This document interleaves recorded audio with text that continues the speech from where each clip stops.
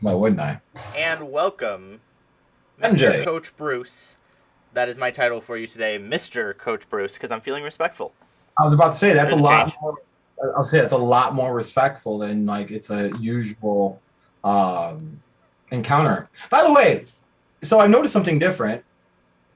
Your background is a lot brighter than it usually is. Usually it's like the dark blue in the background Yes, or like whatever, green, but you're deciding to go with like bam, we're here. yes, because I wanted to showcase Ricky because it's MLB opening day.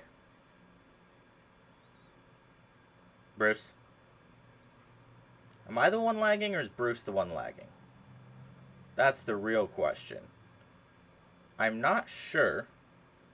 I believe we're fine. I think Bruce is the one lagging. So, while he is lagging, we're going to be having 49ers offensive lineman Corbin Kaufusi, I believe is how you say his name. Are you back, Bruce? I can't hear you. I'm unstable. Oh, there you go. You're unstable. That's okay. I was giving a little introduction of what we're going to be doing today. So Corbin will be joining us at 7:30 Central Time, so stick around for that. For sure. We'll Sure. be doing a little bit of Major League Baseball opening day talk, but yes, Bruce, to answer your question, since I doubt you heard me, I wanted to make sure that my background was a little brighter today because I wanted to highlight, showcase, highlight, high case Ricky back here.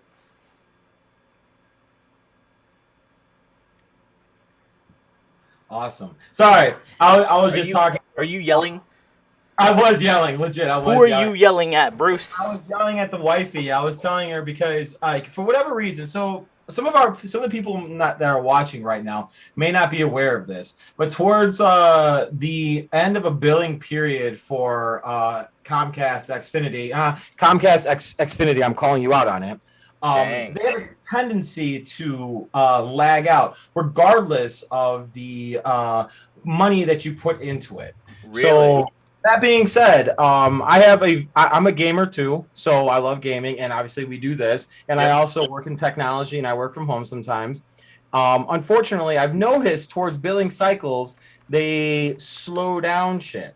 And case in point, I just saw it right now. So I was telling the wifey in a very calm manner to to stop to to stop streaming something or whatever she's doing right now upstairs. Okay. So that being said, though, anyways, I did hear you say that you want to do the Ricky Henderson. I'm awesome, Yes. best all-time steals leader, MLB history, great guy, awesome, awesome, awesome. That being said, I have a hat that I would like to rock Oh for. boy. This is my Major League Baseball opening day hat, sir. Huh? I don't know. I just want to find Please something that was. explain. I just want to find something completely stupid and just rock it for a little bit during the show. Honestly, I'm sure Corbin would love that. This is usually my hat that I wear during 4th of July and stuff like that. But Really. I have a request. Can you please wear that at your wedding reception? no guarantees. Please. No guarantees. I don't see the request. I don't see it on the screen. You want me to make an official request? It's on the screen. It has to be on the screen. I need the fans to.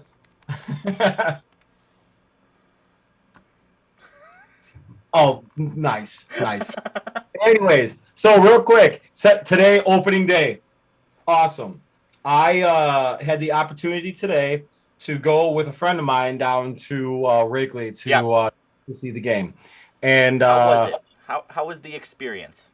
well, the experience was great. Okay. It was everything that you would think it would be at a Cubs game opening day. I have a traditional thing that I do. I always leave flowers at the Harry Carey statue for my mom because my mom passed away, but she was a Yep. huge Cubs fan. So I would always leave flowers at the Harry Carey statue. To be specific, lilies. I would always leave lilies at the Harry Carey statue. Okay. Um. Anyway, aside from it being cold as shit, okay, I can't rock this anymore. Sorry. You tried. I will give you that. Hey, here, I got a throwback for you right here, buddy. Ooh. So aside, aside from it being aside from it being cold as shit at the game, um, it was really cool to have the experience to see all the fans yelling and the smell. I don't know, like if people are like, all right, take the hat off too. But I don't know how people feel about when they go to a live sporting event. Uh, Yeah, Usually, I'm kind of like enjoying my beverages and whatever, but at the naturally. same time, though, there's always that smell of like the hot dogs in the air and like Yeah. some stale ass beer in the air. But it was awesome though. Honestly, it was great. Like hearing people heckle again, yelling at Hendricks because he sucked today. Oh yeah. But like it was awesome. It was such a cool thing. However, the Cubs are still going to end up finishing in third place. The Cubs also, what pissed me off the most was there was absolutely no, and mind you, like I don't think major league teams should do this. However, you would think that there would be some kind of like welcome back fans, something, Yeah, I agree. something, and like I wasn't expecting it, but as I was talking and like thinking about it, this was the first year Jake Arrieta is back since like the like what Oh, I forgot 2017. about that. Yeah, so I was saying because they did a hype video, I was like, yeah, let's effing go. This is awesome. Let's go.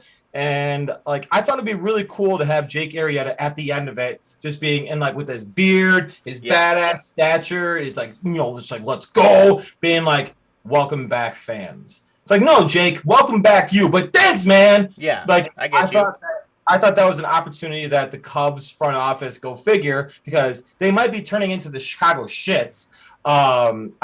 I actually think that was an opportunity that they missed, not taking advantage of. I should be out. I should be in the front of that front office marketing team and being like, listen, bro, we need to have this guy front and center saying welcome back fans because it's his first year back. Why not do it? I don't know. What are your thoughts on that? I would have also given.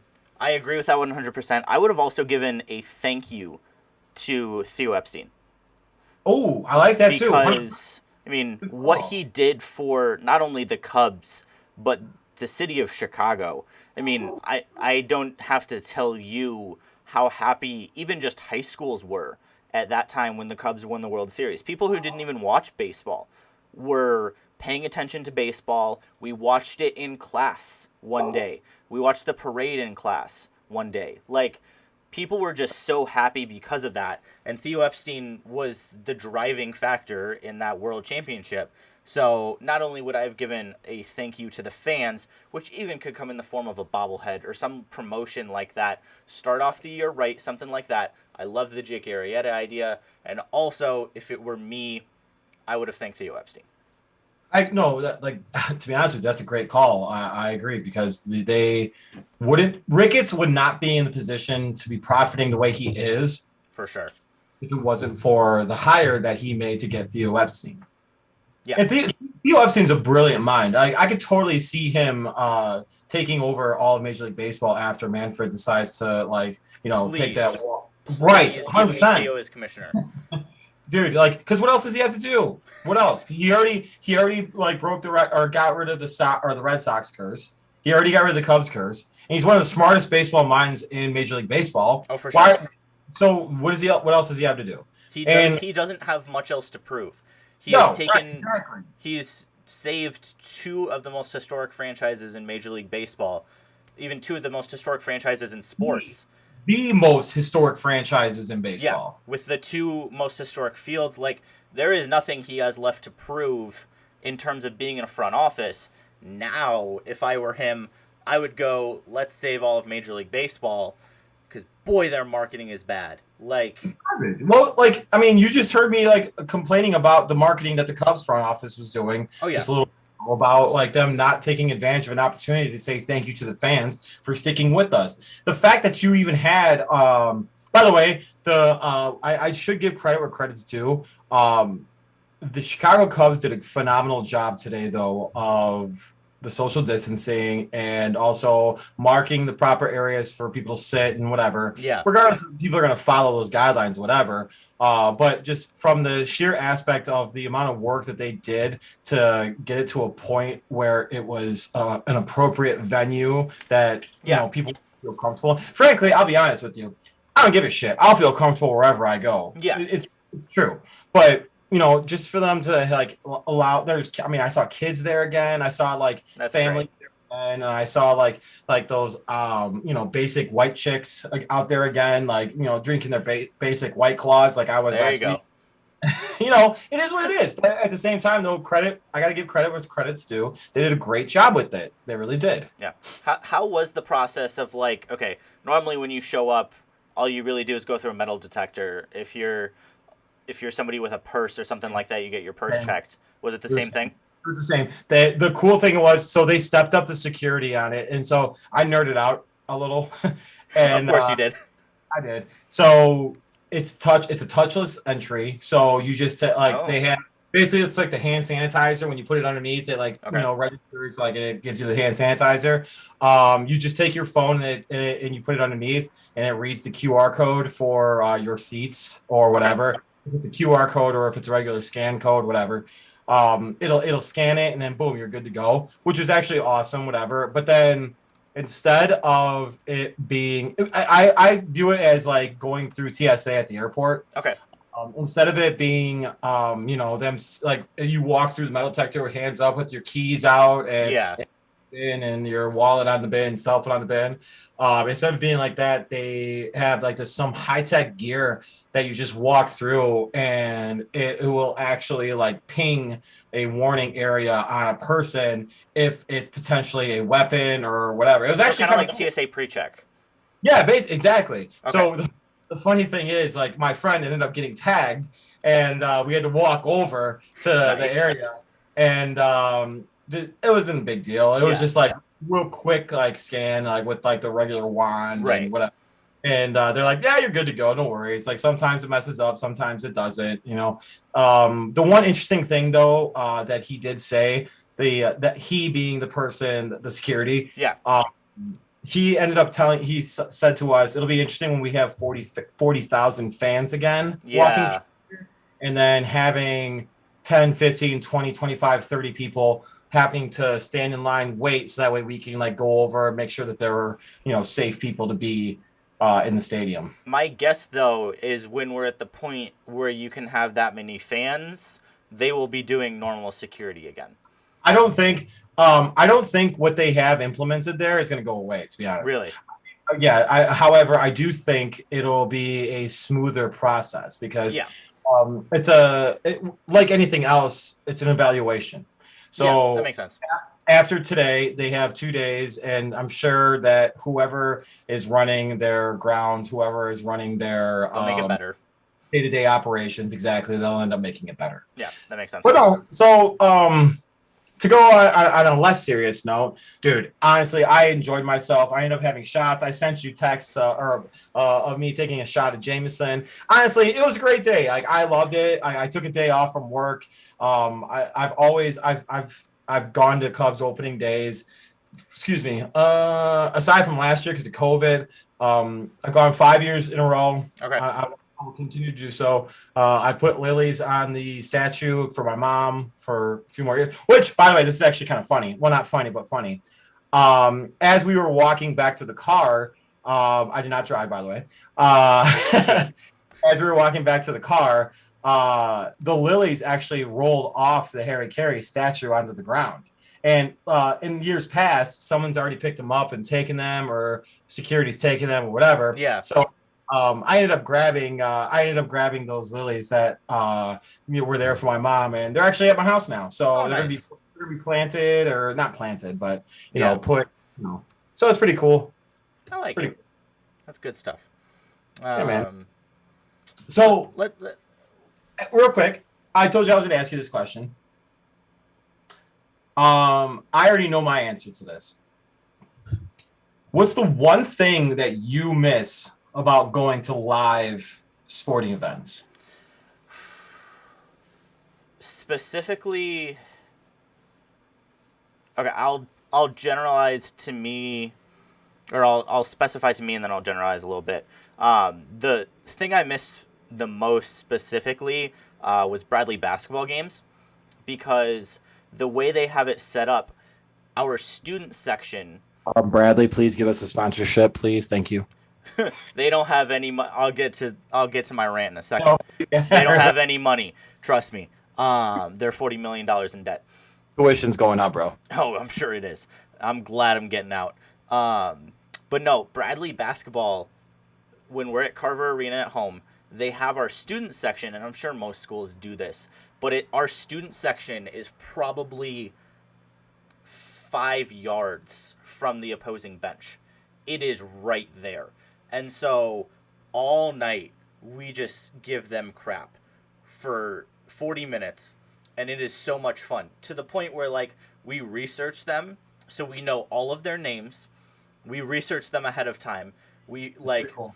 we don't go to like family or anything like that, but we find out like random things about them, like, if they got a new car or something. We know. You don't go with boyfriend girlfriend, do you? You don't reference like that. No, we don't touch family or anything like that.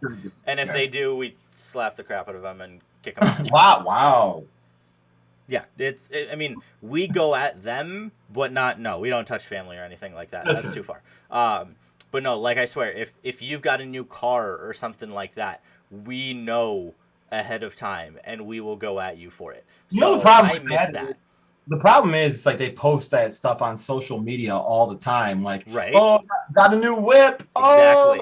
Oh. So all you have to do, we do a little research as a squad before the game, find out some things about some of their best players, and then you try and get in their head. One time we actually legitimately like made friends with one of the guys on the other team, because he fouled out.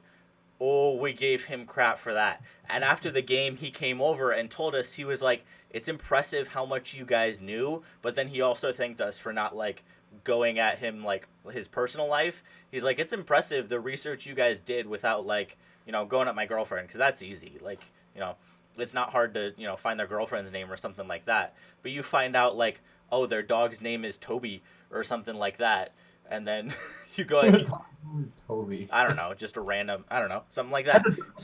That's what I miss. The heckling, I miss that.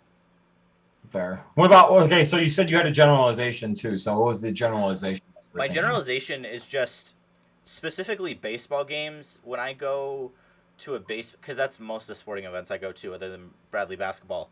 When I go to a baseball game, because I've been playing baseball for so long, I just enjoy watching in person. I've been playing baseball since I know. Bruce. I know.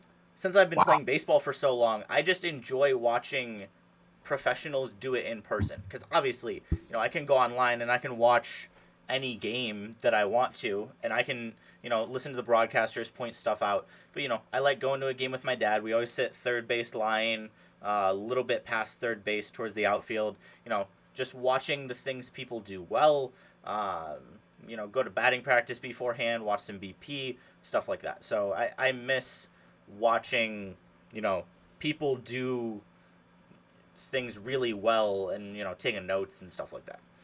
Fair. So the relation, so I didn't actually tell, I partially had told it in the beginning. I missed the smells and stuff like that.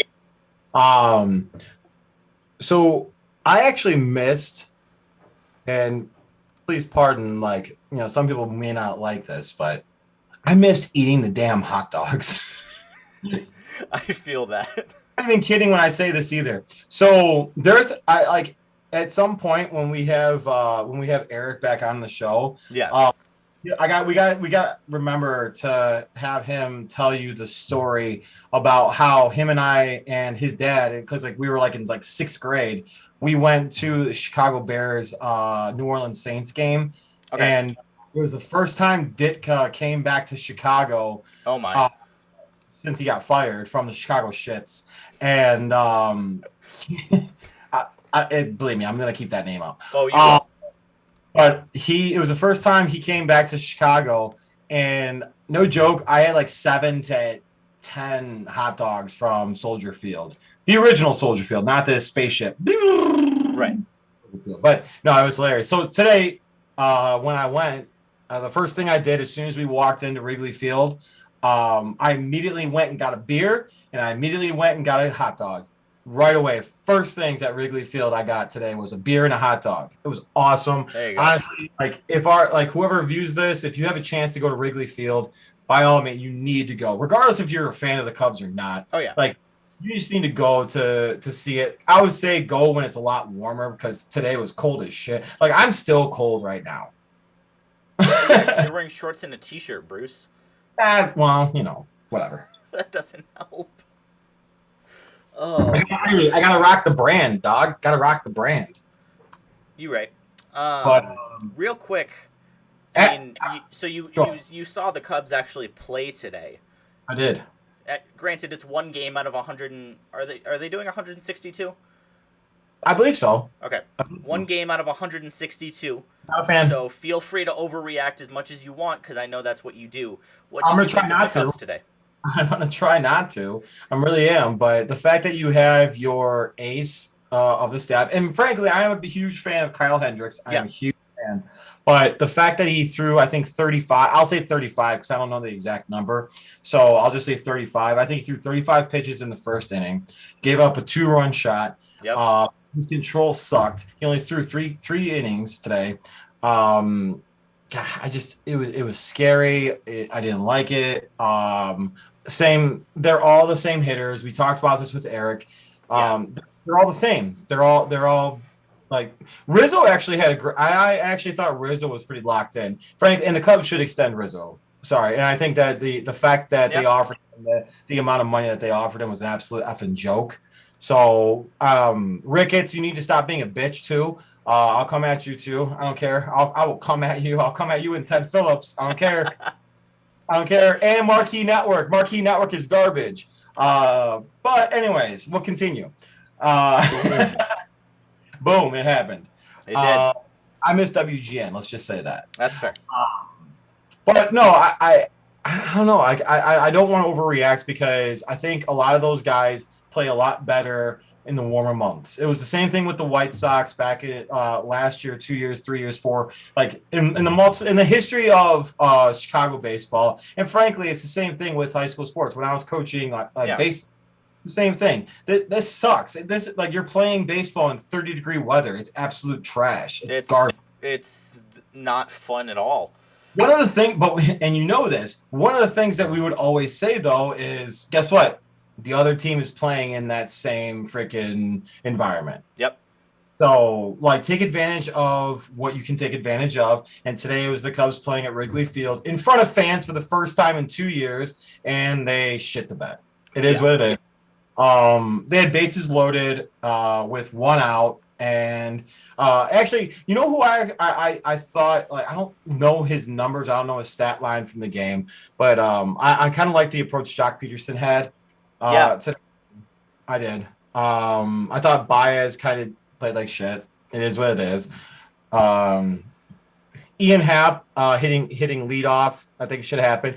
I don't think Bodie should be playing second base. I think Nico Horner should be up and playing second base. Oh, that's just service time manipulation, but yeah. 100%. I agree 100%. They just have to keep him down, what, like 37 days or something?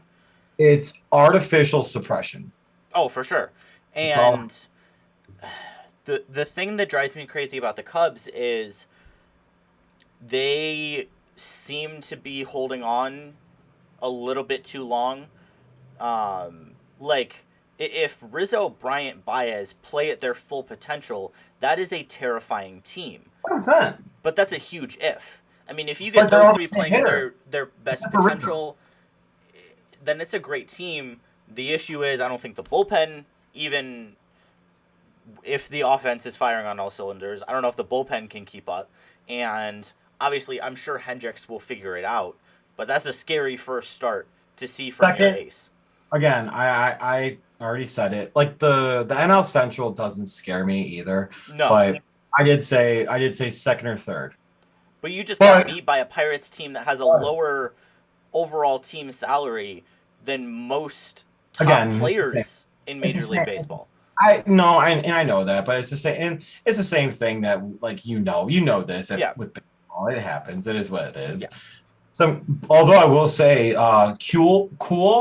cool, starting pitcher for the Pirates Yeah, looked like absolute trash, and the Cubs couldn't take advantage of it. I will say too, I did like some of their approaches during the course of the game at the very beginning of the game yeah. because they weren't pressed. They were sitting back. They were taking their walks. They were taking like crap ass pitches. So to that effect, it's funny how much I was actually paying attention to the game today because it was so damn cold and I couldn't actually drink my beer. But but, You right. but no, I think they'll be all right. I do, but again, we'll see what happens. If they can catch a hot streak, awesome. Yeah. If not, I mean, at the end of the day, they're not gonna go anywhere. They're not winning the World Series this year. It is what it is. Like, I, Yeah.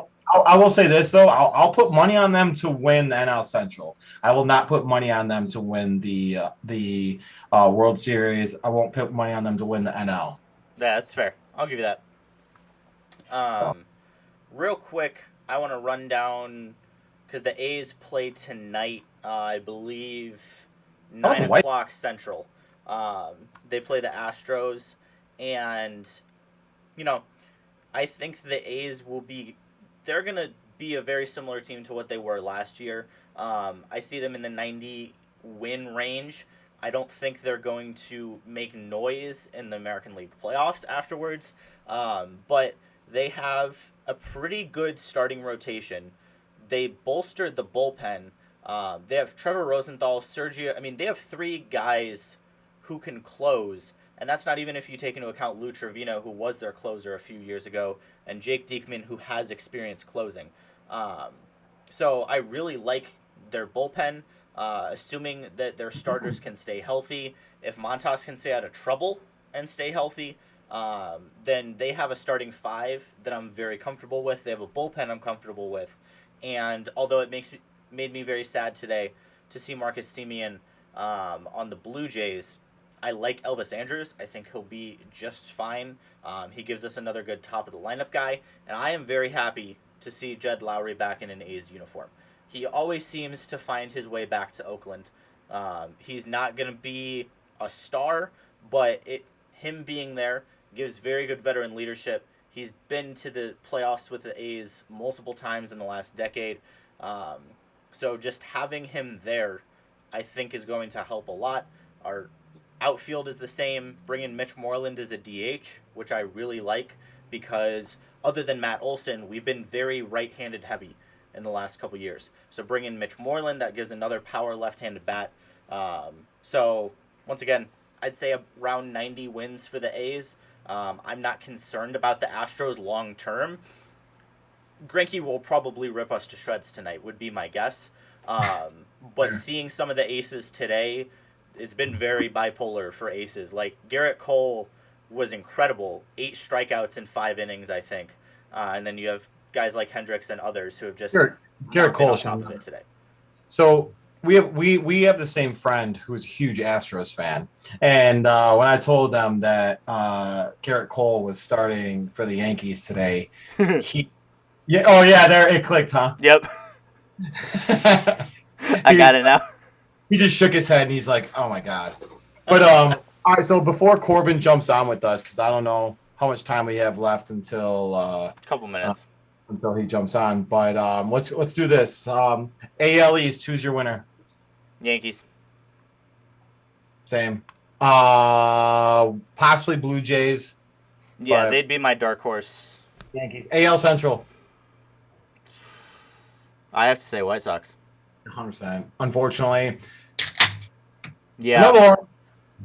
I say Twins will be my number 2. No, I think the Twins. Dude, you know who's going to be a team that and I'll probably get shit for this, but will be a team that I think in the AL Central that could possibly piss some people off this year? The Royals. I think that no, they'll get 70. I think they'll get 70 to 75 wins. Nothing they'll crazy. just be annoying. Right. Yeah. That's what I think. Wasn't gonna say that like they'll do anything, but no, I'll give you that. All right, AL West. A's. Wow. Okay. it's gonna be tough, man. Like the AL West might be one of the harder divisions to predict this year. Really? The Astros lost. The Astros did not gain anything. What about the Angels? I'm not worried. The Angels never have pitching. I'm not worried. Ohtani's gonna get hurt. I will say, I'll do my spiel that I do at the beginning of every season since Shohei Ohtani has been in the major leagues. Shohei Ohtani has the possibility, if he can do what he did in spring training, Shohei Ohtani has the possibility to provide more value to the Los Angeles Angels this season than Mike Trout. What'd you think about Justin Upton, though, this spring training? He was pretty nasty this spring training, though. And that team has a lot of potential. They just have not put it together since, 2002. So until they do, I'm not concerned. Yes, they have a lot of potential, but again, their starting rotation does not scare me. Ohtani is great, but past that, their bullpen and rotation are awful. Yeah, their offense could be great, but you have Pujols in his last season. I'm not scared. Hey, that's Albert Pujols.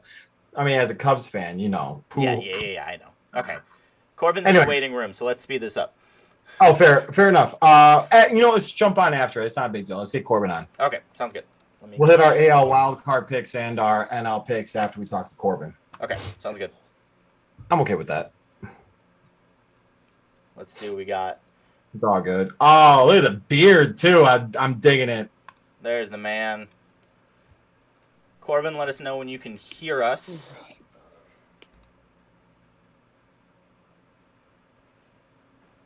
I don't know if you can. Oh, we can't hear you, Corbin. Are you muted, Corbin? There we go. There we go. Now we got him. Hey, sorry about that. Technical difficulties. We get it. Bruce just stopped appearing for a couple minutes earlier. It's okay.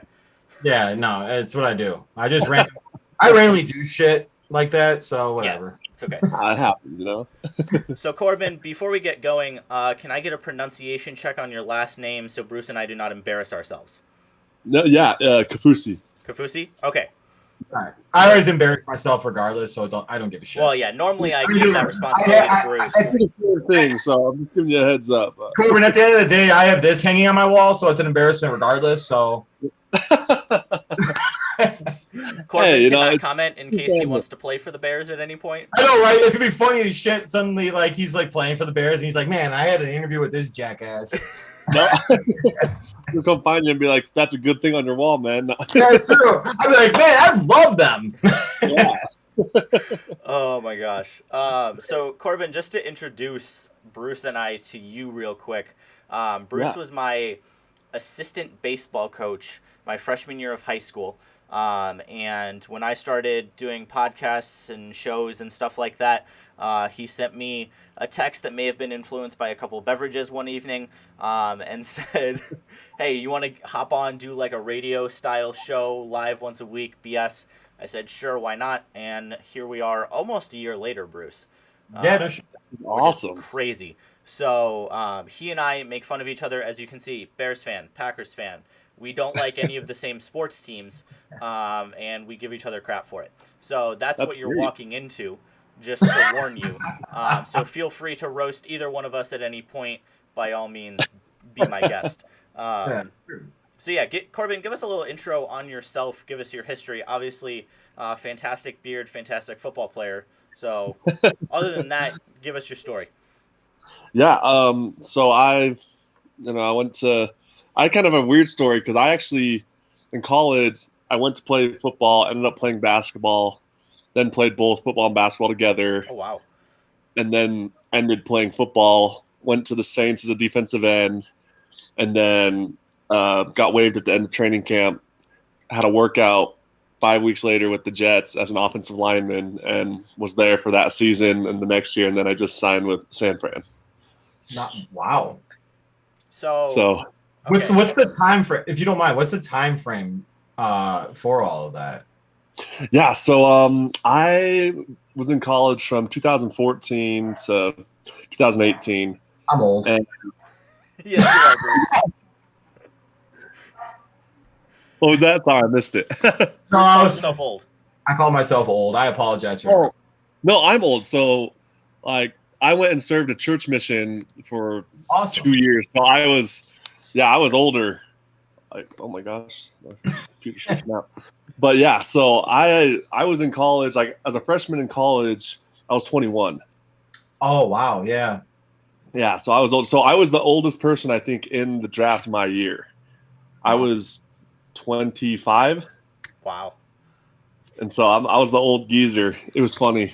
Like I went into like the Saints D line room and I wasn't like super old, but I was pretty far up there. There's probably like 2 other guys older than me, including like Cam Jordan and stuff. Yeah. But yeah, so yeah, I played basketball 2014, 15, and 16, and then I played football 2016, 17, 18. Fair enough. in So college. I saw you went to BYU. Yeah. So we've had the awesome opportunity to have Jim McMahon on. Yeah. Has Legend. there 200%. So has he spoken to you guys when you were at BYU? Did he ever come in and say hi, or was his legendary was his aura still around there at BYU? Oh yeah, for sure. And it's funny because like people do know Jim McMahon, he was a legend, but so my dad was a coach at BYU for 16 years, and so I got to see him every now and again, like just throughout the years at different alumni things and whatnot, and he was awesome. Yeah. He definitely carries a presence, and it's funny because as most people will know, it's very different than the usual BYU, and so there's the people that are like kind of walking on eggshells around him, but I just embrace him. I'm like, this is who he is. He was great player, so I love him. He definitely is as advertised, is how I describe it. Exactly. Oh, that's awesome. So how did you choose, like, obviously you play football and basketball. I'm going to put you on the spot. You play football now, but that doesn't always mean that football is your favorite. So is football your favorite, and how hard was that to make that choice between the two sports? He just signed with San Francisco. Don't do this to him. Oh, I'll do it to him. No, it's so interesting because I feel like that's kind of been my career, is like choosing, the 2 pathways, and then it was like the same with D line to O line, very different things. But when it came to football and basketball, so I'm really tall. When I was on that church mission, I grew 3 inches. Oh my gosh. And so I went from like 6'6.5" to like 6'9", close to 6'10". Jeez. Wow. So it was one of those things where naturally, like, basketball was kind of a natural fit. And they wanted me to come back and play football, but they're like, oh, you're so much taller, like, we'll redshirt you so you can gain weight. And then the basketball coach was like, it was hard because I had a full ride for football, and the basketball coach was like, if you come play for us, like, you'll be a walk-on, but you'll start half the season. Wow. And I was like, okay, so I gave up my scholarship and walked on the basketball team and started like most of the season, and then got a basketball scholarship at the end of the season. Wow. So I'm not gonna lie to you. I'm not gonna lie. We actually have I Coach Bruce. I still coach right now. I don't coach football anymore. Oh, awesome. Used to coach football. Actually, I used to coach your new teammate Jimmy Garoppolo. I coached him in high school. It was actually pretty funny.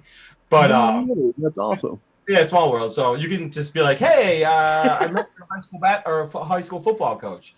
Yeah, I was like, "Dude, your high school football coach is the man." Now, oh wow, there you go.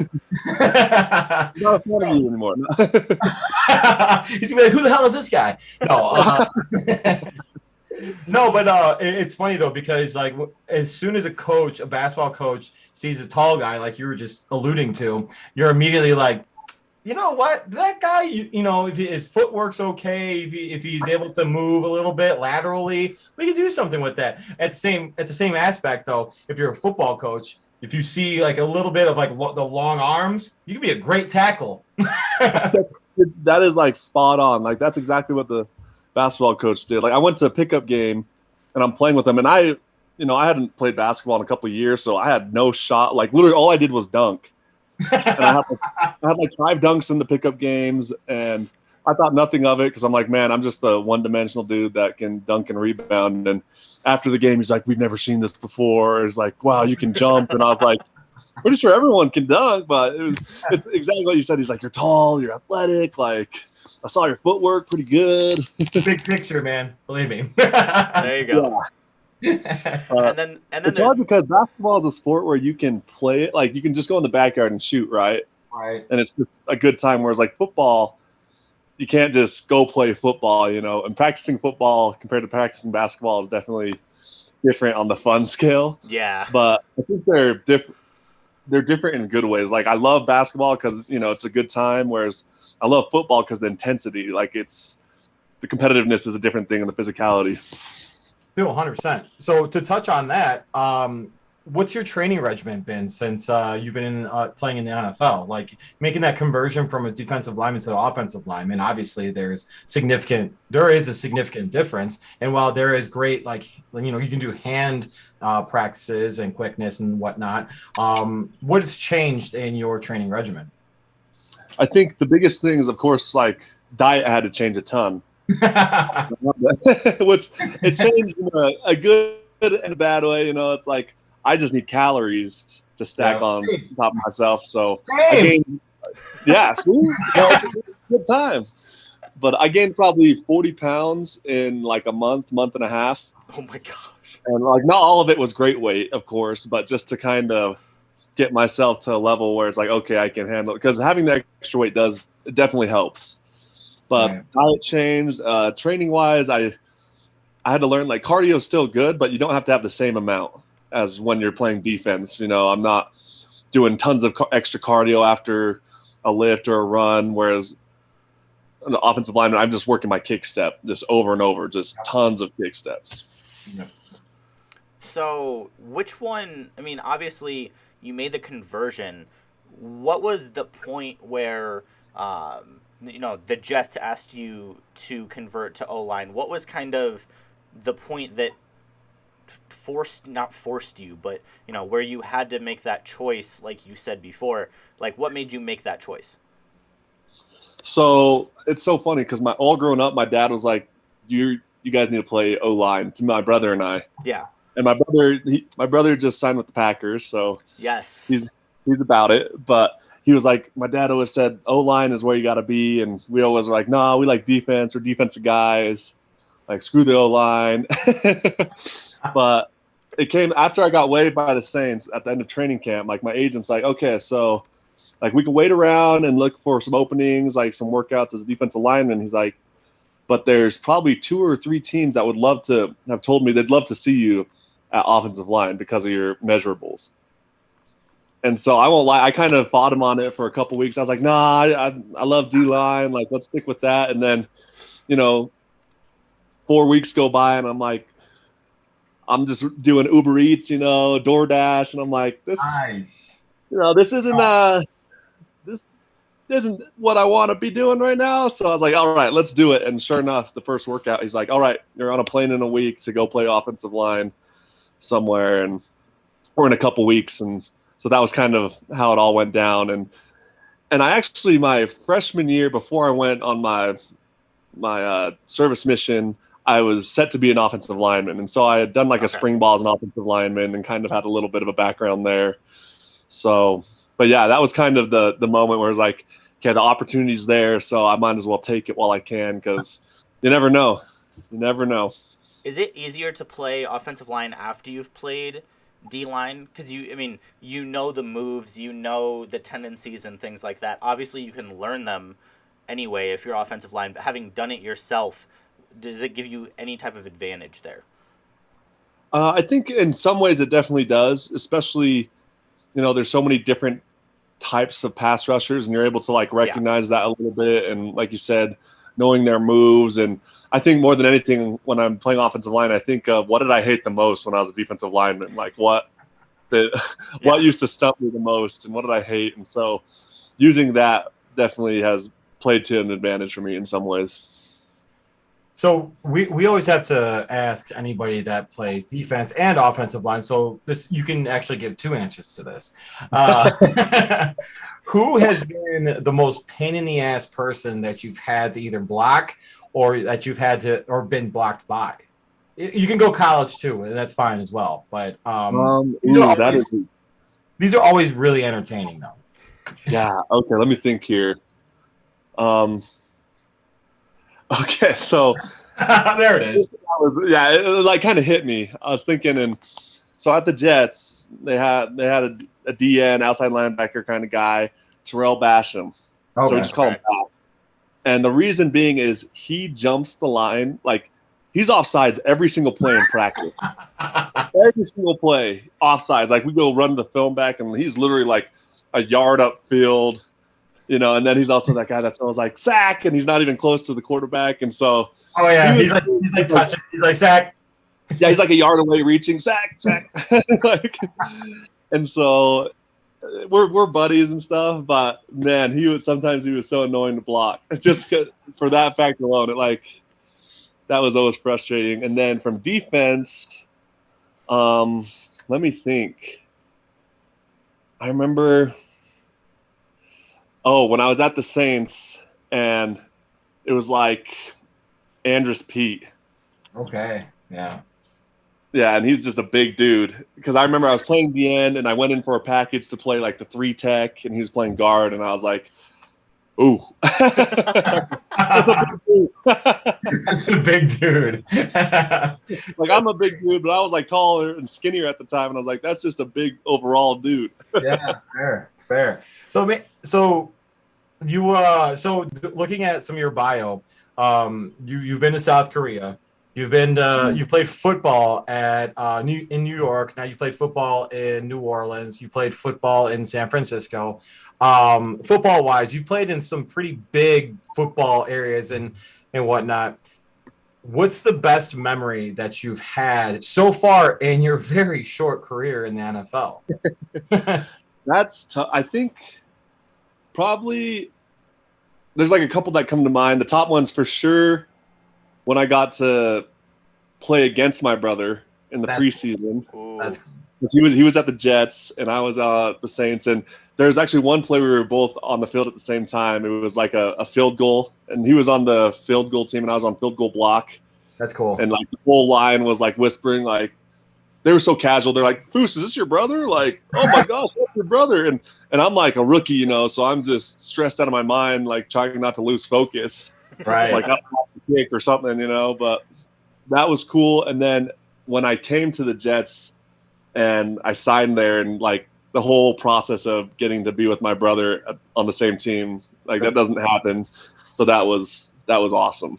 So did you guys go against well, you were offensive line by then, right? When you were with the Jets? Yeah. So So we did in the same against room. each other a couple times. Yeah. That's cool. Yeah, and it was good. Like, and it was funny because everyone would hype up, like, "Oh, we're gonna go against each other," and whatnot. And the funniest was he switched to tight end this last season, and so then we were blocking with each other, and that was a blast. Like, and I felt bad. We tag teamed some dudes so bad. Like, we got in some good fights on the practice field, and that was sweet. You should. I mean, honestly, that's what makes you guys better, and whoever you were fighting better. So that's awesome. Oh yeah, and it's kind of like the whole like brother thing where it's like someone, you know, cheap shots me or cheap shots him. The other person's flying off the rails, you know, tag team. 100%. So it was good. 100%. So the other thing we like asking offensive and defensive linemen, and again, you can speak to both, is about the trash talk in the trenches. And obviously, there are probably a lot of things said that you wouldn't want to say on a live stream. But, you know, if you want to give maybe one of your favorite things to go out and trash talk, or kind of along the same lines as Bruce's question, who is the best trash talker you have faced? Best trash talker I have faced. Probably your brother, right? He's a big quiet type, you know, like he never says anything, and I'm kind of the same. I don't really trash talk too much. Terrell Basham, he loves to trash talk. I think one of the people that never trash talk, but was just so good, and it was like annoying, and they'd almost like be like nice about it in a way, was um, Leonard Williams. Okay. Really? Yeah, he never trash talk. He's such a good dude, nice guy, but he's that dude where like he doesn't trash talk you, but he'll say something and you just feel dumb. He's like, "Oh, don't fall over!" Like, you know, and you're like, "Shut up, man!" Like, I know you're being nice, but shut up. That's good. I love that. I'm gonna shift gears a little bit if you don't mind, okay? So, from what I've heard, you're a gamer. Is that yes, I am. Is that accurate? Yes, I love to game. So I don't know what game you play. I just heard you were a gamer. I'm a big Call of Duty guy. So what is your go-to game that you like to rock? So it's interesting. Like right now, I've been gaming my whole life. You know, grew up on all the big games. Yeah. Kind of weird that way, but I love Call of Duty. But when I stream, I've been streaming a lot of Fortnite just because I'm trying to work with them and kind of like a little partnership type of thing. Sure. So that's kind of what I stream. But I come home and I play Call of Duty with my like brothers and cousins, and it's probably good because like on stream, you know, I'm trying to keep everything, you know, like family friendly. You're a little nicer when you're streaming. There you go. Oh yeah, but like when I'm playing with my family, like my brothers, it's terrible. Like it. Relationships are burnt, and so are bridges. So, where's the drop spot for Call of Duty for you guys? Ooh, it kind of changes. Like we always used to go to Boneyard, and then my brother loved going to like the lumber, and then I don't know. It just depends on what we're looking for in the game, like how we're going to play it. You know. What about you? Okay, so forgive me of the inappropriateness for this, but our go-to is titties. There you go. So we usually so I apologize to anybody, and I'm not trying to offend anybody, but we call it titties. So we'll drop at titties, and then we'll make our way back to Towers, and then from Towers we usually go downtown or Hospital, then downtown. So yeah, that's how I know, man. You got the rotation set up. He's got it. That's what's good. Doesn't necessarily go well all the time, let's be honest, but no, Bruce usually dies on top of some random building. Yeah, exactly. So how did you get started working with Epic and Fortnite? Because I know a lot of people have not been happy with Fortnite. Wow, coming at him strong. I mean, it's true. Like a lot of the popular people who've been playing Fortnite for a long time have stopped playing Fortnite. I mean, because they've been around for so long, map changes, whatever it may be. So how did you get started working with them?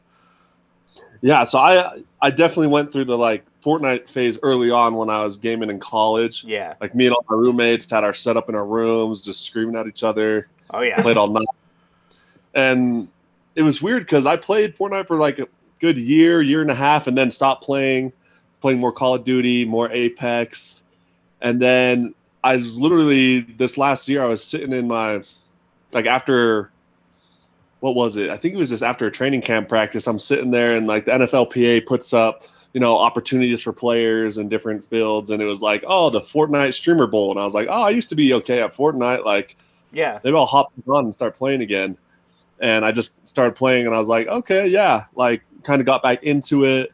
And then I was in the Streamer Bowl, and it was so funny because I got to play with Ninja, and that was like the only guy I used to watch. He's from Chicago, actually. Yeah. Oh, yeah. Yeah, exactly. Yeah, that's cool. But yeah, and so I got to play with him, and it was a cool experience, and that kind of got me into streaming because I'd never been into streaming before. It's like I just game with the boys, you know what I mean? Like I'm not. And then I didn't know that like the whole idea of Twitch and that kind of that group and that crowd, and I was like, wow, this is a big thing, and so that's kind of why I started grinding. I was like, okay, and I have a family friend, and she streams, and she's really good, and so she's kind of been like my mentor and stream manager, and that's like how I got involved with like more Fortnite and Epic is like, okay, and they, you know, there's definitely people like going away from it, but at the same time they're looking for new people and that kind of a thing. So I was like, okay, like I'll hop on there. That's Hold up. fair. I'm gonna go find your Uh-oh. channel right now. Oh no! Oh, why are I you doing just got that? off stream. That's hilarious. I just got 2 text messages, just so real quick. Oh boy. So 2 questions. One of them was in relation to gaming. Call of Duty. What's the go-to loadout? Yeah, this is the tough thing is that Oh, I have been playing more Fortnite recently. fair. Like I haven't been able to play as much Call of Duty, and so I was mad that I missed like all the phases of the guns that are now nerfed. Like the BMR phase, then the Mac 10 and stuff. Just be happy And you then didn't have to DMR. what? Just be happy you didn't have to deal with DMR. There was a pain in the That's ass. true. I heard that caused a lot more problems. Like Oh, when I'd watch other people's streams, and be like, it "Oh, was dang, like that was two shots done. Yeah. Full plates, everything. 2 shots done. Yeah." And I feel like, and that's the other thing when I play like Call of Duty, like Fortnite, I'm competitive, but Call of Duty, I'm really competitive because it feels more real. Yeah. Right. I'm like, it's like more intense situations. You get angry. Yeah. So like, I would definitely rage if like someone took me out with this. I'm kind of glad I missed it, but I'm also instead of like guns that I know are doing well, I kind of just lean back to the guns that I have like with different skins. So it's like, oh, I'm just that dummy that's never put his gold M4 away, like I love that. yeah. And so that and just like a sniper, like HDR Okay. or something like that. Fair enough. So, and the second question is in relation to football. So, we can go back to that mindset. Someone actually texted me saying, "Did the Chicago Bears contact you?" I don't think they did, unless my agent never told me. But I'm sorry. He texted, so I had to ask. That's So because in No, Bruce's words, their front office is trash. it's true. I said it. I've actually nicknamed them, and I love their history and their tradition. However, being a Bears fan, I'm going to say it again. I've nicknamed them the Chicago Shits for right now. Bruce is not happy with the Bears, and that is the. I'm sorry. Like, I'm not. Hey, again, I don't. No disrespect to the guys that are playing. Honestly, like I'm a players like type person. Like, God bless them. They should be paid more. They should be, all of that. Just coaching and front office. If the front office, the guys are making decisions are fucking asshats. I'm gonna say that they're asshats. That's awesome. Oh gosh. Let's see. Well, Corbin, we appreciate you coming on, hanging out with us for 25 minutes. It is always good to talk to somebody who knows video games because Bruce and I both love that. So I know Bruce doesn't play Fortnite, but if you ever need an extra guy in Fortnite, hit me up. I got you. If you ever need someone extra on stream. But yeah, maybe thank you very much. Sometime too. Hey, I'm gonna jump on COD in a little bit, so you're more than welcome to. But no, hey, thank you so much again for putting up with my amazing professionalism as always, and thanks for having me, guys. This has been awesome. Appreciate it. Tell Jimmy I said hi too. I will. The high school coach. There you go. Perfect. Well, thank you very much, Corbin. We'll catch you later. All right. We'll see you guys. Bam. Let's get this back to our fanciness. Hey, so I forgot to tell you. The weekend is right around the corner, and there are plenty of things going on in Central Illinois to keep you and the family busy, whether you're just visiting or you call the heart of Illinois home. Discover Peoria and the Peoria Area Convention and Visitors Bureau has dropped us some information about a few weekly discoveries you won't want to miss. Trivia Friday. Friday. Live at 5 Points. Trivia night in the 5 Points, Washington. Create and join a team to compete for prizes at this hybrid-style event, which will feature options for in-person and virtual team registrations. Proceeds from this event will help 5 Points purchase essential equipment for outdoor community events for summer and fall 2021 and beyond. The events start at 6:30 and is $10 per ticket, or for a team of 6 registration is $50 for both virtual and in-person attendance. Peoria, that's all you. And then we have the Peoria Historical Society trivia fundraiser at the Crave Correr Club. My French is not as good as Bruce's. I apologize. If you want to test your knowledge about the past and present of the Peoria area, the Peoria Historical Society will host a trivia fundraiser at the Crave Coeur Club or virtually at home to benefit the Historical Society. You can add a boxed dinner and a signature cocktail, which I know Bruce would partake in, for an additional charge at the event, or if you do it virtually, you can pick them up ahead of time. The event will start at 6 p.m., and tickets are $35 per person.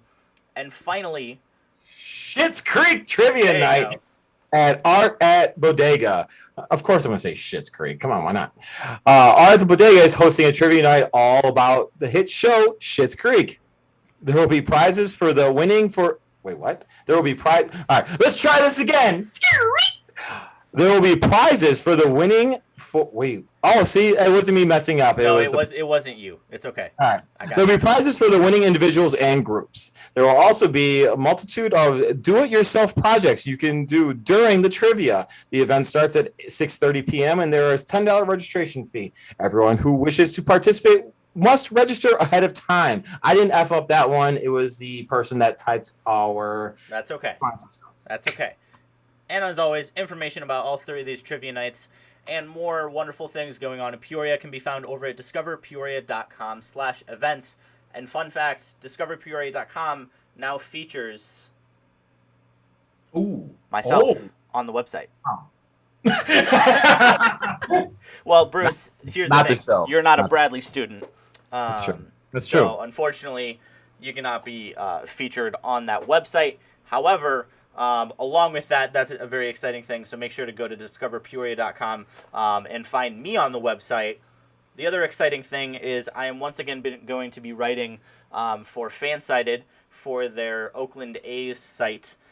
So tonight I'm going to sit down while I'm in the office in my building at school, and I'm going to watch a good A's game, hopefully, good or bad, and write my first recap of the season. So I'm very excited for that.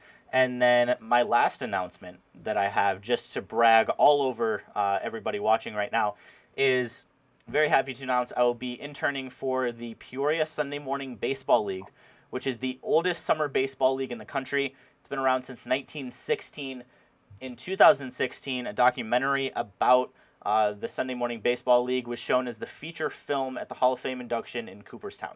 So there is a lot of history here. Last year, 17 minor league baseball players played in the league over the summer because they did not have the ability to play in the minor leagues last year. So very good competition, very good history. So I'm excited. I'm one of their first interns ever, one of the two first interns. So going to be doing a lot of social media.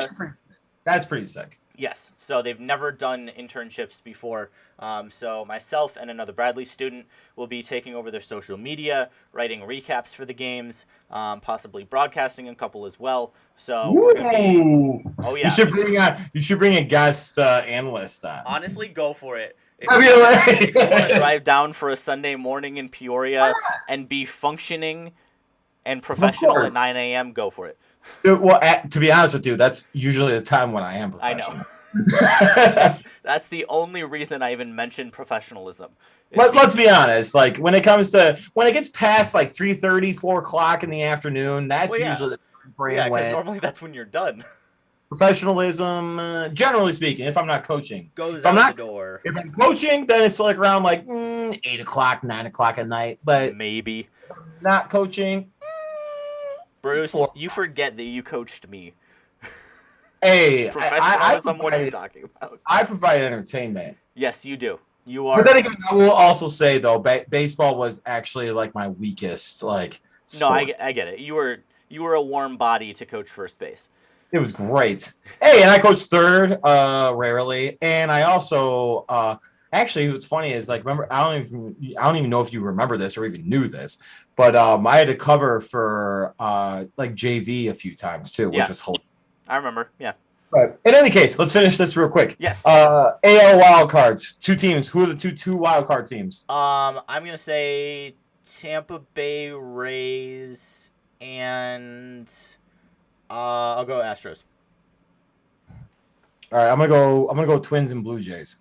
Okay, I like it. NL East. Braves. Yep. Agree. NL Central. Brewers. Um, Cardinals. Next. NL West. Dodgers. Wild cards. I'll go Padres, and I'm gonna say Cubs.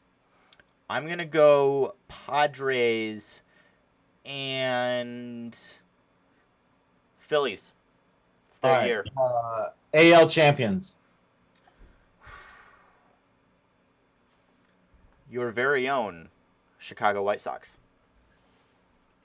Wow. New York Yankees. I don't buy that the Yankees will actually be able to stay healthy. I don't buy the fact that the White Sox and the hype behind them right now. I do, but anyway.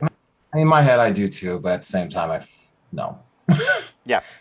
Honestly, I actually already have a bet in for the White Sox too, so I shouldn't be like that. But That's yeah. what I thought, Bruce. That's what I thought. And then NL Dodgers. Dodgers. Yeah. World Series champion. Dodgers. Dodgers.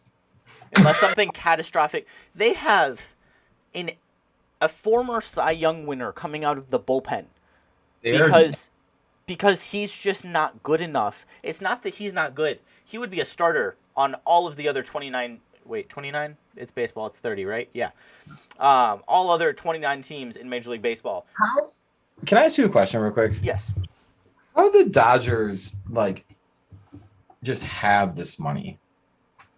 It's LA, baby. It's Hollywood. It's Showtime. I find it so interesting that in terms of revenue, the Cubs were the third largest pulling in of money, and yet it's we don't have enough. The Dodgers TV deal is just so big. It's astronomical. You're right. Yeah. That's not. Yeah. Okay. That's fair. And they have an owner with a lot of money. They have an ownership group, with a lot of money. Magic Johnson. Right. So when you have that much money, I mean, it's LA. It's what the Angels could be if they got their crap together. But they're not going to because they haven't for 20 years. It was actually kind of funny. I looked over and I saw my putter because I keep forgetting to bring this with me. I have my other putter in my. Sorry. It's okay. Anyway. But ADD is crazy as a motherfucker. Until the Yankees actually keep Judge and Stanton healthy, not gonna happen. So I think this is the White Sox year, in my opinion. I think they're gonna put it all together. Most valuable player. Oh gosh, I off the top of my head, Trout. I mean, that's easy. Yeah, but I'm not gonna go Trout. I'm gonna go Aaron Judge. Oh, you think he's gonna stay healthy for an entire season, Bruce? He's gonna be a beast. Really? Okay, that's fair. Beast. All right. NL MVP? NL MVP. Hold on, let me think. I mean, yes, I am looking right now, but I don't know, dude. You want my pick then? Yeah, I'll let you go first. Okay. Arenado. Really? Yes. I think if the Cardinals make the playoffs, he's the MVP.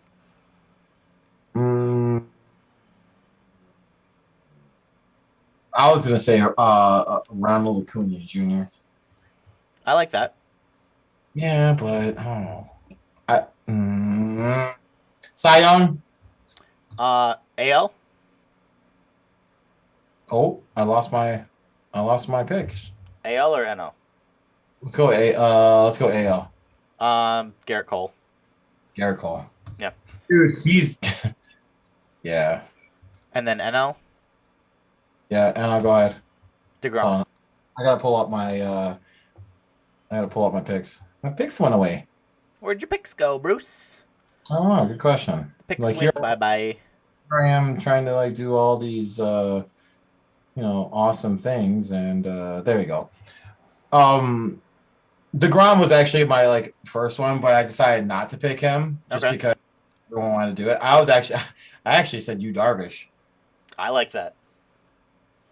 I like that a lot. Picked the Dodgers to win the World Series, and I think Yu Darvish is going to be filthy this year. Yu Darvish is not on the Dodgers anymore. Oh, he's not. He's on the Padres. You're right. It's But okay. yeah. Hey, Then every person has to have a mistake here and there. that's okay. And then I'm Mine was guessing you don't know enough to do Rookie of the Year. no, definitely not, because I didn't research that at all. Okay, that's okay. I'll do it for you. Mine is Hayes, the Pirates kid that hit the home run today. Yeah, dude, he black. By the way, real quick, He smacked that. dude, when I saw that, it like and the way it sounded off the bat too was awesome. I was like, it was so funny. The guy behind me was yelling, "It's a pop up because the wind's blowing in from that way," and I was like, "That shit's gone, bro." Yeah, that's gone, and it makes it even more impressive that the wind was blowing in. So Yeah, it was a line drive too. yeah. Man. And then AL is Arozarena, the guy who went off Oh, in yeah. the World Series. Yeah, Yeah, I because agree he's with still that. a rookie. I agree with that. Yeah, he's considered a rookie because He didn't play enough games in the regular season last year. So there we Yep. go. it's already empty. So It's okay. I don't even have anything with me today. I have an empty Gatorade bottle. That's all I got. fair. It was actually probably surprisingly as the rush at the end of the day or at the end of everything. It ended up working out somehow. It was a very good show, Mr. Bruce. I am proud of you. Any last thoughts for the good people? I think we had a good show today. I believe so too. Last thoughts. Let's see what we got. It's April 1st, April Fool's Day. The fool is me, as you can see. Yeah. And the fool is the Chicago Shits. Basically it. Thanks to Corbin. I can't top that. Corbin was great today. Yeah. He was a very fine young man. Dude, it can't like he says he's old. Come on. Yeah. I don't think he knows how old you are, but that's okay. We don't need to tell him. Come on. Well, with that, ladies and gentlemen, thank you as always for watching. We had some good viewers today, so I appreciate everybody. Make sure to follow the channel, subscribe to the YouTube, follow the Twitter, all of that good stuff. We'll be back next Thursday, same time, same place. Have a good weekend, everybody. Weather's supposed to be nice, so get out there and enjoy it. I'm gonna go golfing, and I need another beer. Good talk. See you later.